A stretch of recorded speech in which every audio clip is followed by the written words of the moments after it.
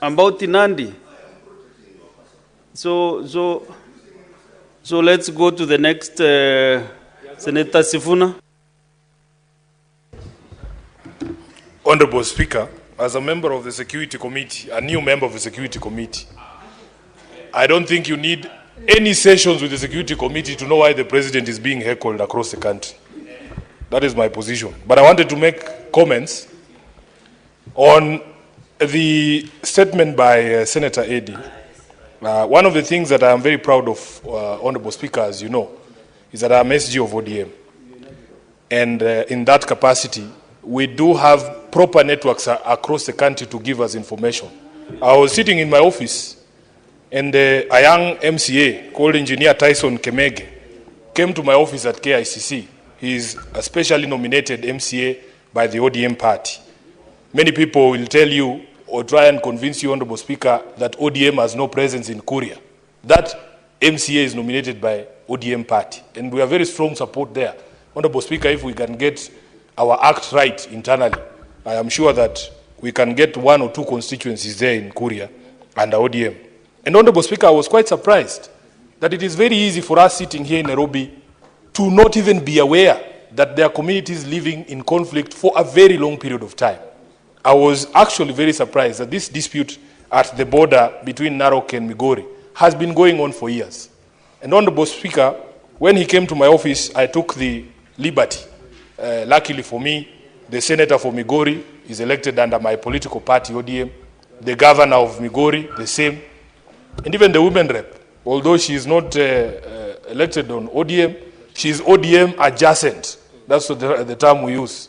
And I spoke to these leaders to try and understand how is it that a conflict can run for so long under the radar, that people have lost lives. And Honorable Speaker, even as recently as a few weeks ago, is a young man who was shot by security officers because of this dispute about the use of land that has historically been used by the people of Korea to farm. Honorable Speaker, it was quite surprising for me. And I remember assuring the Honorable Kemege that I would speak to the leadership there. I spoke to Governor Ochilo Ayako. I spoke to the Senator Eddy. He had promised to bring a petition, but I am happy that after we spoke with Eddy, he has found a faster route that will not enlabor the people of Korea there, because they have a senator here who actually takes his work very seriously, Honorable Speaker. These people, because of the conflict down there, we were informed by Senator Eddy that in fact they have not been able to farm on their land for almost 3 seasons now. And it is quite surprising that a conflict can just fly under the radar when lives are being lost for such a long period of time. Honorable Speaker, therefore, I am very happy that the Senator has brought this matter here. I saw the effort you put in, Honorable Eddy Okech, over the holidays in December to try and assuage the situation there, because a community that has not farmed for 3 seasons was literally at the mercy of starvation. Honorable Speaker, I want to say that it may take time for us to sort out our security matters, but I am happy that there is progress. Just this afternoon, the Office of the Director of Public Prosecutions announced that 13 police officers and 1 officer from the NIS had actually been arraigned before a Kiambu court, charged with the abduction and murder of 2 Indian nationals and 1 Kenyan in July of 2022. And these people, or these officers, are suspected to have been members of the DCI that were part of the now disbanded SSU. Honorable Speaker, therefore, I want to encourage Kenyans, and especially the good police officers within the security forces, that it doesn't matter who puts you up to commit a crime. Those people will not be in power for long, and the arc of justice will get to you at some point. Lastly, Honorable Speaker, I want to also support the statement that has been brought by Senator Pace Tobiko on the instances of rape in Magadi and in Kajiado County. Honorable Speaker, Magadi is a place that is very close to my heart. I have spent many months in Magadi itself, because I have an uncle who used to work for the plant there before it was sold.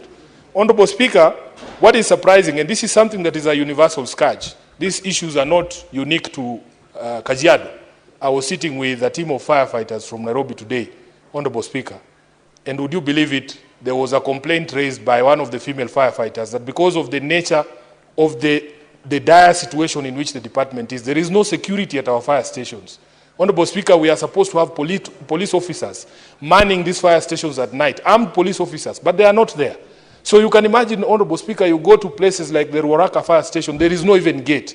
And you are a lady manning the control room, supposed to receive fire incident reports and to dispatch firefighters, and you're sitting there. So there is an allegation at one of the fire stations, Honorable Speaker, that one of our female firefighters was raped by a colleague, and that there are attempts within the leadership of the Nairobi County government to ensure that that perpetrator is protected. Honorable Speaker, you can imagine the sort of mess that we are in at our fire departments here in Nairobi.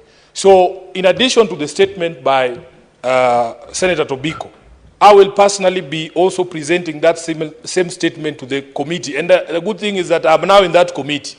There will be no cover-up of that heinous crime here in Nairobi. Whoever it is that called the OCS in that particular case to drop those charges, Honorable Speaker, we must do what we must do to make sure that there is justice for both the victims in Nairobi and the victims in Kajiado. I thank you, Honorable Speaker.